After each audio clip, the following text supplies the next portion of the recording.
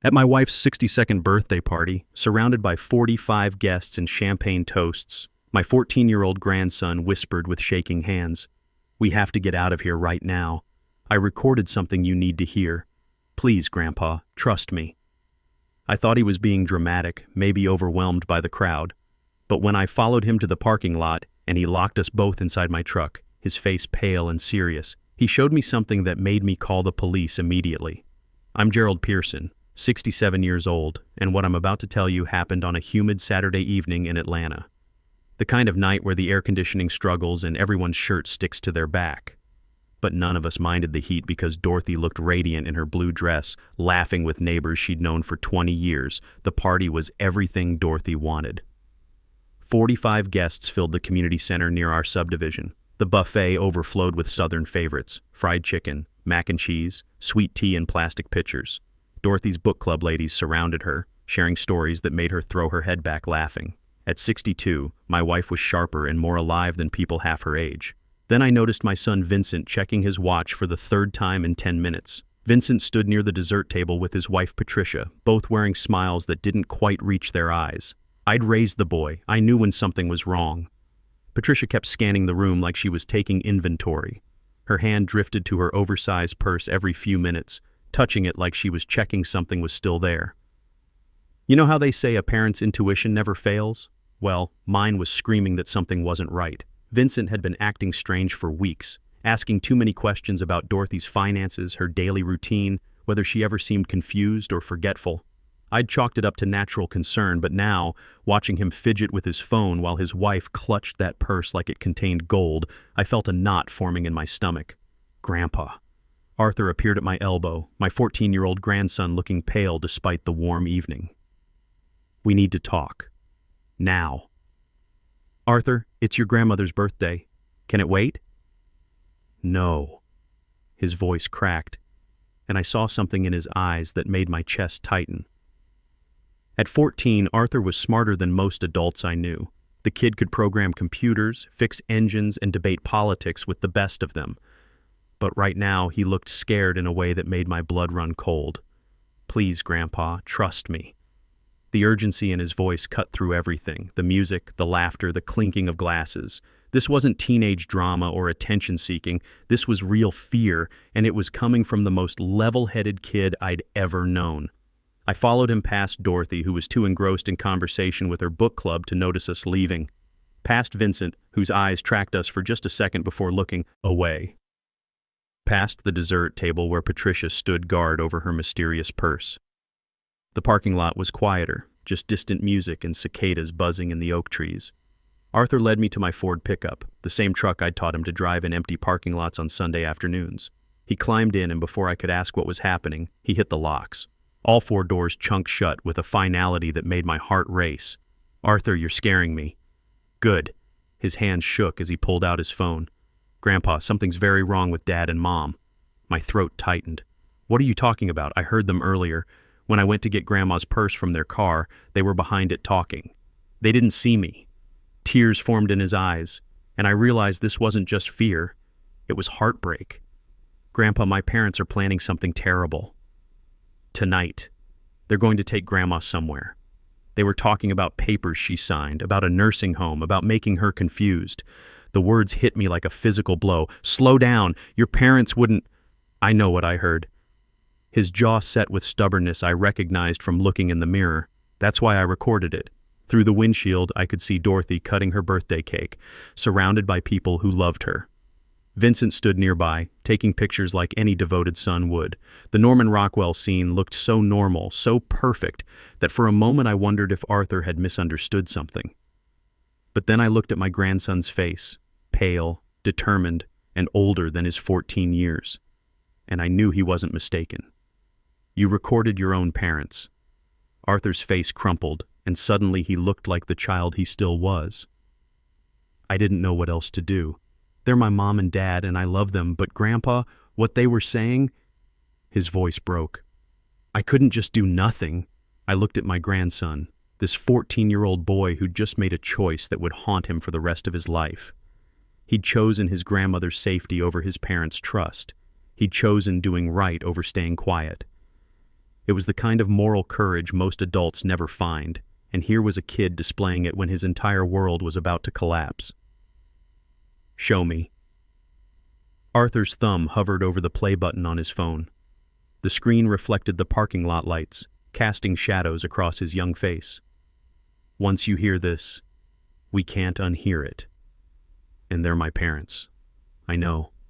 I squeezed his shoulder, feeling how tense he was. "Show me anyway." He took a shaky breath and pressed play. The voices on Arthur's phone were muffled but unmistakable. My son Vincent and his wife Patricia. Arthur's own parents planning my wife's imprisonment. Vincent's voice came first. "She signed the papers this morning, right?" Power of attorney, medical and financial. Patricia sounded like she was discussing a business deal.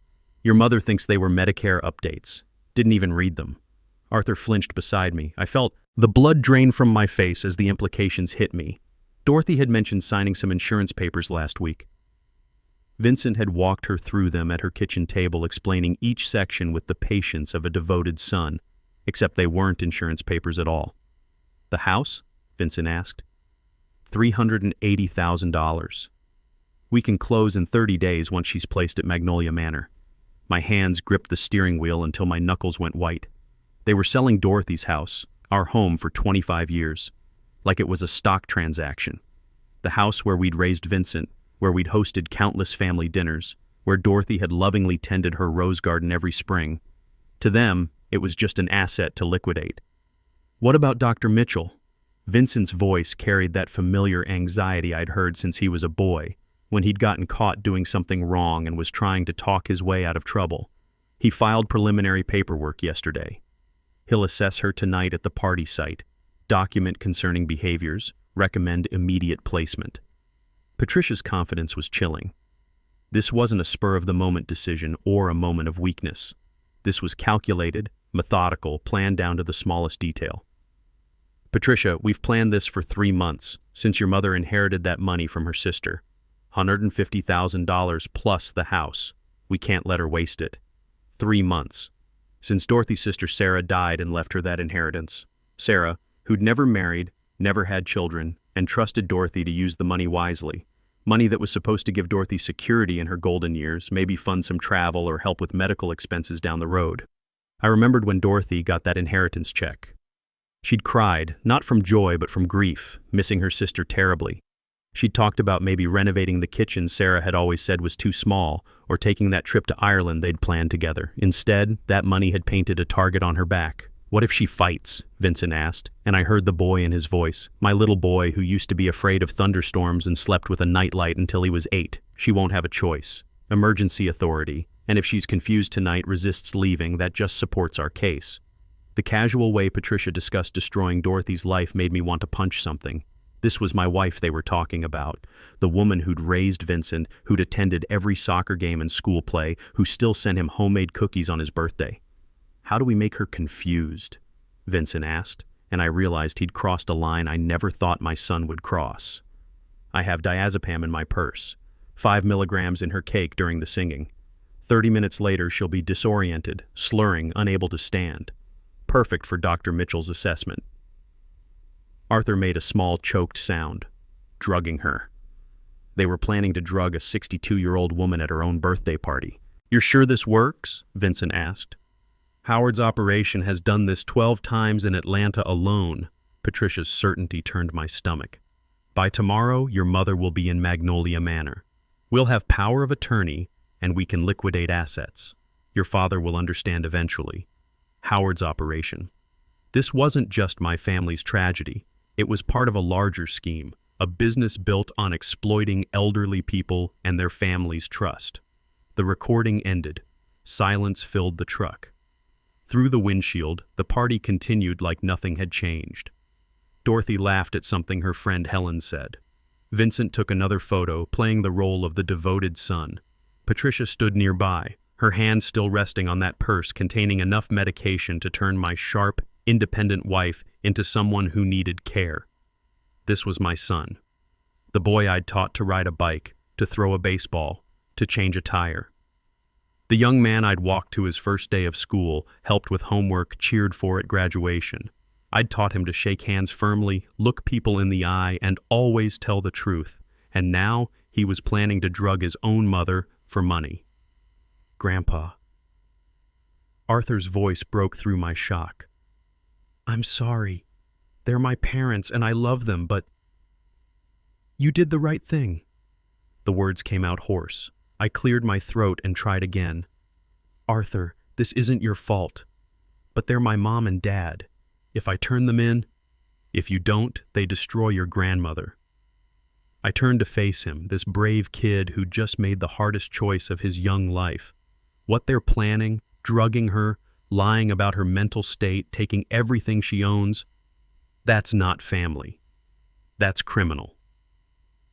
Arthur wiped his eyes with the back of his hand. What do we do? I pulled out my phone with trembling fingers.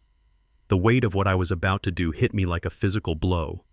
I was about to destroy my own family to save it. But there was no choice. Not anymore.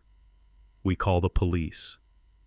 But Dad, your dad stopped being your dad when he decided your grandmother's life was worth $380,000. I dialed 911, my fingers shaking as I pressed each number. Sometimes being a father means protecting your family from the person you love most. The phone rang once, twice. 911, what's your emergency? Gerald Pearson.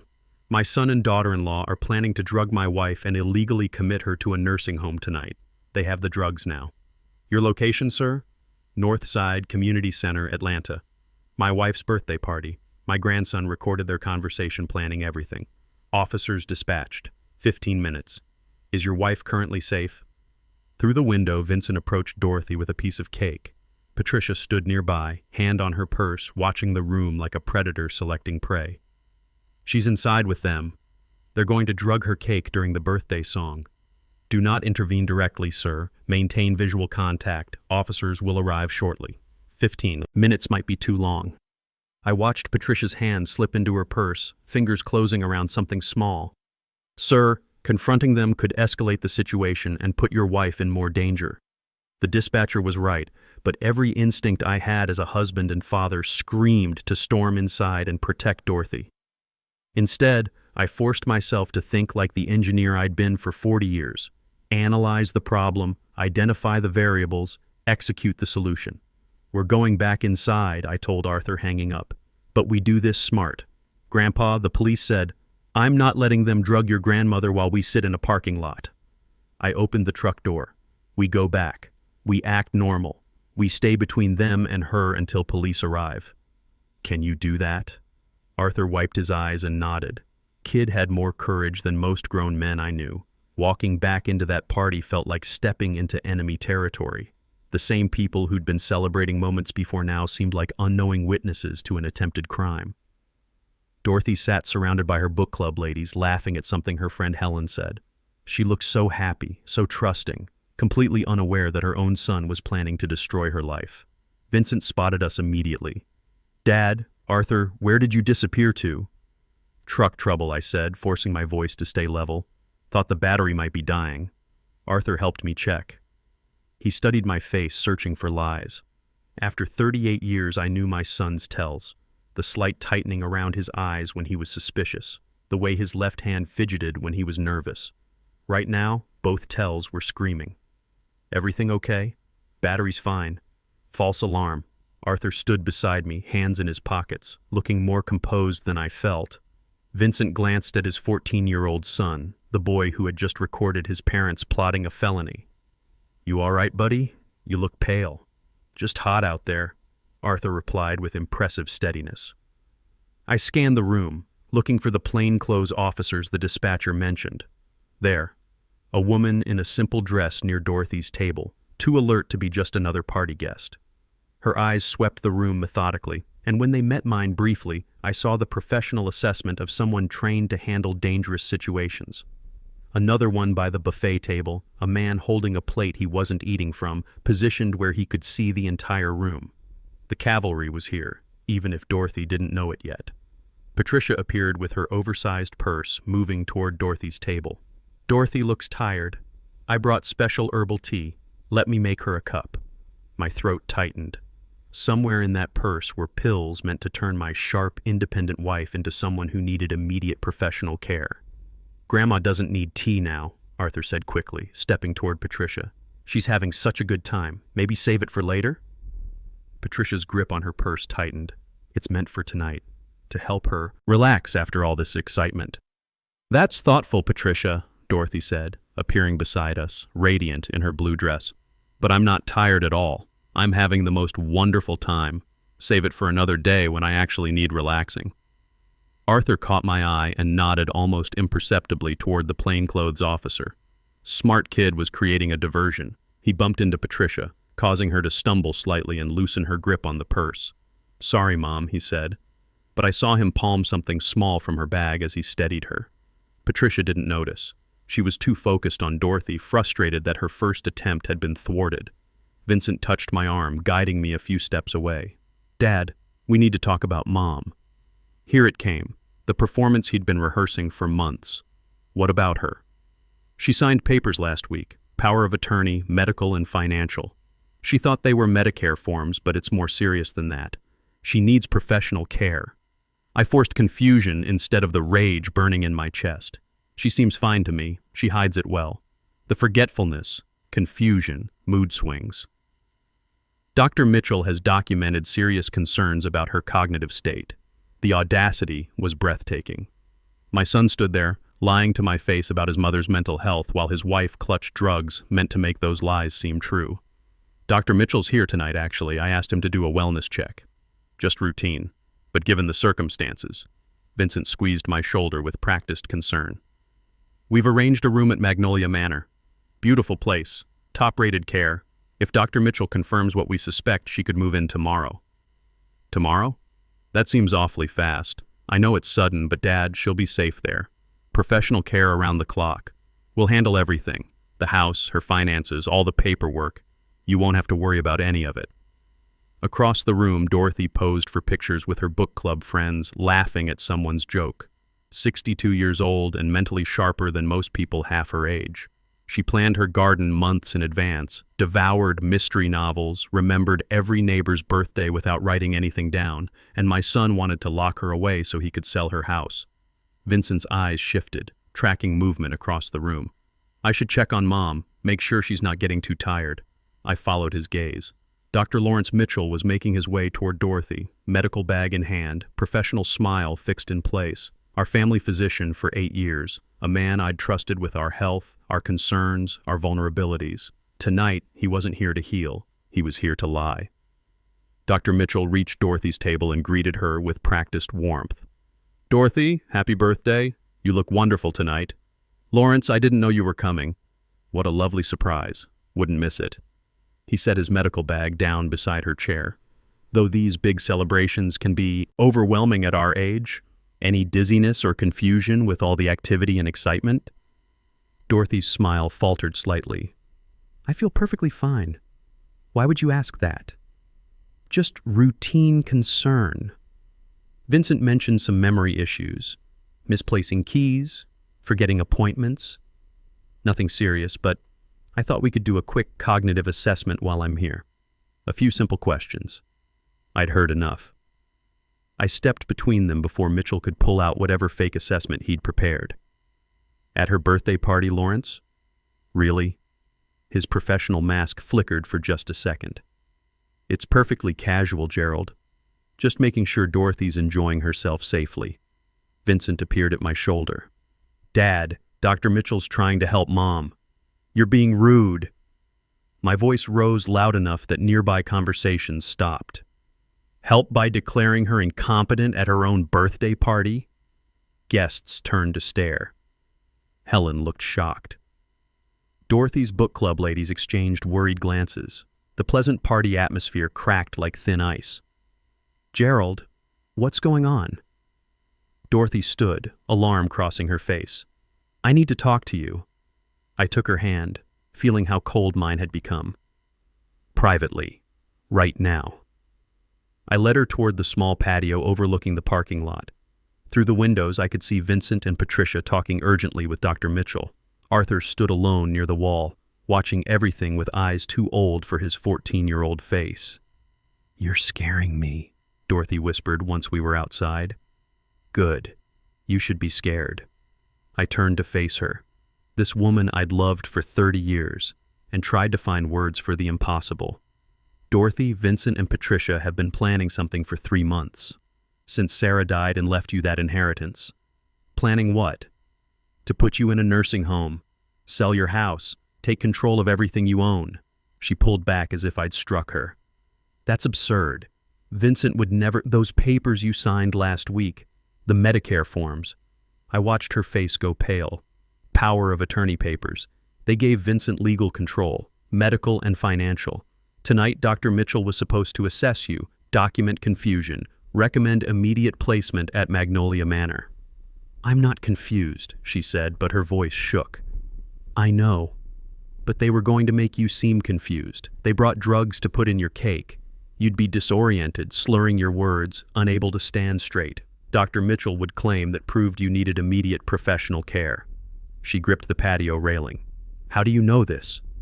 Arthur heard them planning it. He recorded the entire conversation on his phone. Her voice broke. "Arthur? He heard his parents planning to drug you and steal your house. He chose to protect you instead of protecting them." I gestured toward the window where Arthur still stood alone. "Look at him, Dorothy. 14 years old, and he just sacrificed his relationship with his parents to save you." Dorothy followed my gaze, and I saw her heart break for her grandson. Oh God, that poor boy. He did the right thing, the hardest thing, but the right thing. Those papers... She looked back at me, understanding dawning. "Vincent sat at my kitchen table for an hour, walked me through every page, said they were insurance updates, Medicare supplements. He made me tea, brought me cookies. He was so patient, so caring, while planning to rob you blind." Through the window, I saw Vincent checking his watch again. Patricia had her hand back in her purse. They were running out of time, getting desperate. "What do we do?" Dorothy asked. "Police are already here. I called them from the parking lot. Those aren't regular party guests near your table. They're undercover officers." As if summoned by my words, the lights went out. Emergency lighting kicked in seconds later, bathing everything in pulsing red. Through the crimson glow, I saw Vincent move toward the exit, grabbing Dorothy's arm as we came back inside. "Mom, we need to evacuate. Building's not safe. Get your hands off her." My voice carried across the stunned room. He tightened his grip, trying to pull her past me. "Dad, move. I'm trying to help her. Help by dragging her to Magnolia Manor tonight." We faced each other in the emergency lighting. Dorothy behind me, Vincent in front of me, 45 party guests staring in shock. My son, the boy I'd raised to be better than this. "Dad, stop!" Arthur's voice cut through everything. He stepped into the red light, phone raised, tears streaming down his face, but his voice steady as steel. "I recorded you," he said to his parents. "Everything. The parking lot conversation, the plan to drug Grandma, Magnolia Manor, selling the house, all of it." Vincent froze, staring at his son with a mixture of betrayal and disbelief. "Arthur, you don't understand what you've done. Police! Nobody move!" Detective Roger Coleman stepped forward, badge flashing, 3 other officers emerging from different positions around the room. "Vincent Pearson, Patricia Pearson, you're under arrest for conspiracy to commit elder abuse, fraud, and attempted kidnapping." Patricia screamed, "This is insane! We were trying to help her. Ma'am, step away from the purse," Officer Helen Barnes ordered. Patricia clutched her bag tighter, but Barnes took it anyway, opening it on a nearby table. Inside, a prescription bottle labeled diazepam, 5 milliliters, not in Patricia's name, and completed commitment papers for Magnolia Manor with Dorothy's forged signature. "You little traitor!" Patricia spat at Arthur, her mask finally slipping completely. "We're your parents. We gave you everything." Arthur didn't flinch. His voice stayed calm. "And she's my grandma. Someone had to protect her, even from you." Vincent looked at his son with something between heartbreak and rage. "Do you know what you've destroyed?" "You destroyed it, Dad," Arthur whispered, "when you decided Grandma's life was worth $380,000. Officers pulled Vincent's arms behind him. The handcuffs clicked with finality as they read him his rights. He stared at Arthur the entire time, not with remorse, but with cold resentment. Patricia fought harder, screaming about lawyers until officers secured her wrists. As they led her toward the exit, she turned back one last time. "This isn't over," she snarled. But it was. The emergency lights kept pulsing, casting everything in that surreal red glow. 45 guests stood in stunned silence, already composing the story they'd tell for years. 6 months later, Dorothy and I stood in the office of Sarah's Legacy Foundation, named for the sister whose inheritance had sparked everything. Vincent got 18 years, Patricia got 15, Dr. Mitchell got 10 years and lost his license permanently. Howard Grant, the mastermind behind the Elder Abuse Network, got 25 years. We'd used Dorothy's inheritance, the same money Vincent tried to steal, to help 12 other families caught in similar schemes. Arthur, now 15, came by after school to help update case files and talk to other grandchildren facing impossible choices. Vincent sent letters from prison. Arthur kept them unopened in a shoebox under his bed. Maybe someday he'd read them. Maybe not. The foundation had become Arthur's passion project. He talked about studying elder law, about preventing other families from going through what we did. "Age doesn't make you weak, Grandpa," he told me one afternoon while organizing files. "It just reveals who people really are." He was right. Vincent's true character had been revealed when money corrupted his love. Arthur's character had been revealed when he chose justice over silence. This is my true story, and I'm sharing it as a warning. Watch for the signs. Sudden interest in your finances, papers to sign for insurance, suggestions about memory problems, talk about safety and professional care. Trust but verify, even with your own children.